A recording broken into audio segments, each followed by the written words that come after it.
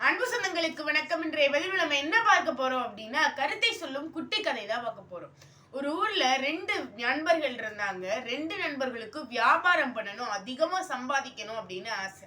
அப்படி பண்ணும்போது வண்டிகள்ல எடுத்துட்டு போய் வியாபாரம் பண்றது ரொம்ப சிறந்தது அப்படின்னு தெரிஞ்சுக்கிட்டு, நம்ம 2 பேரும் ஒரு பெட்டியை வாங்குவோம். அந்த பெட்டிக்குள்ள நாள்தோறும் சந்தையில எது மலிவா கிடைக்குதோ அதை வாங்கிட்டு போயிட்டு ஒவ்வொரு வீடு வீடா வித்து நம்ம பணம் சம்பாதிக்கலாம் அப்படின்னு சொல்லி 2 நண்பர்களும் திட்டம் போடுறாங்க.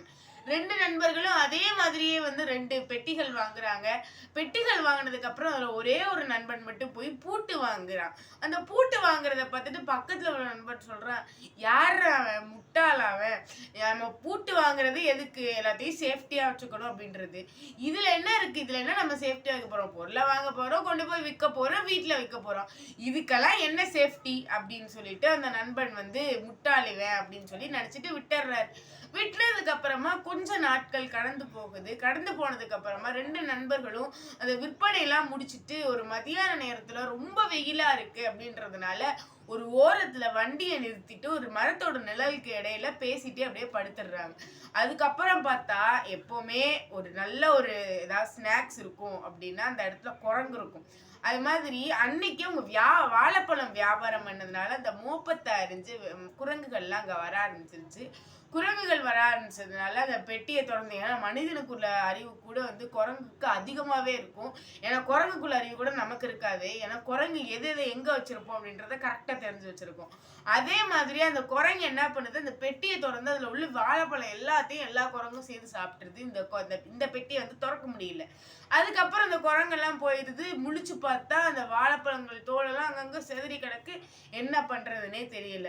அந்த நண்பர், அந்த பெட்டியை வச்சிருந்த நண்பனுக்கு பெரிய நட்டம். ஏன்னா அன்னைக்குதான் போய் வாங்கியிருக்கான். அன்னைக்கு போய் ஒரு பழம் கூட, அதாவது கொஞ்சம் தான் விற்பனை பண்ணியிருக்கான். அப்படி விற்பனை பண்ணி நிறைய பழங்கள்ல ஒரு பழம் கூட மிஞ்சாம எல்லாத்தையும் தின்றுச்சு.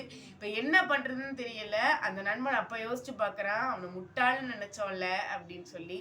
ஆனா பக்கத்துல உள்ள நண்பனுடைய பெட்டியில இருந்து ஒரு பழம் திருடு போகல. எல்லாம் பூட்டு போட்டபடி பத்திரமா அப்படியே இருந்துச்சு. அவனுக்கு நட்டமும் ஏற்படல. ஆனா இப்ப அந்த நண்பன் யோசிக்கிறான், என்னடா இது, நம்ம அவன் அன்னைக்கு முட்டாள் நினைச்சோம், ஆனா இன்னைக்கு அவன் ரொம்ப சேஃப்டியா இருக்கான். நம்மளை விட நம்ம எப்படி நட்டமா இருந்தோமோ அதே மாதிரி அவன் நட்டமாகாம அவனுக்கு எப்பயும் ஒரு வருமானம் அவனுக்கு வந்துகிட்டே இருக்கு.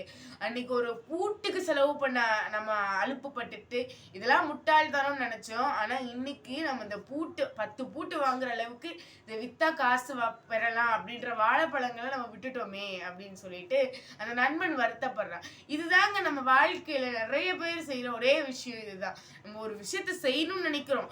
இப்ப ஒரு கூற்று கூட சொல்லுவாங்க, நம்ம வெற்றியாளர்கள் எதையுமே வேறுபாடா செய்யறது கிடையாது, வித்தியாசமா செய்யறாங்க அப்படின்னு சொல்லுவாங்க. நாம செய்யற அதே விஷயத்தான் இன்னொருத்தனும் செய்யறான். ஆனா அவன் வெற்றி அடையறான், நம்ம தோல்வி அடையறோம் அப்படின்னா நம்ம அந்த விஷயத்த கரெக்டா செய்யல அப்படின்னு அர்த்தம். அதனால என்னைக்குமே கரெக்டா செஞ்சு பழகுங்க. உங்க வாழ்க்கையிலையும் ஒரு மாறுதல் உண்டாகும், ஒரு வெற்றி கிடைக்கும் என்று கூறி உங்களை விடைபெறுவது நான் உங்கள் திஷா தேவிராஜ்.